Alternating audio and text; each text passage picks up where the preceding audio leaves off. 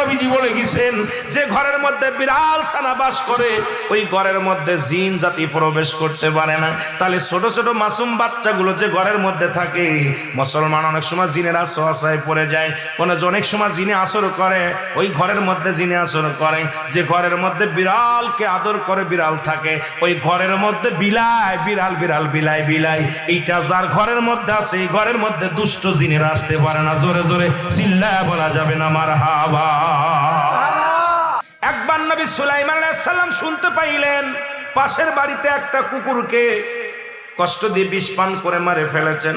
নবী সুলাইমান আলাইহিস সালাম সেই বাড়িতে গেলেন, লোকজনদেরকে ডাক দিয়ে আনলেন। ও মুসলমান শুনে নাও, কুকুর একটা প্রভু ভক্ত।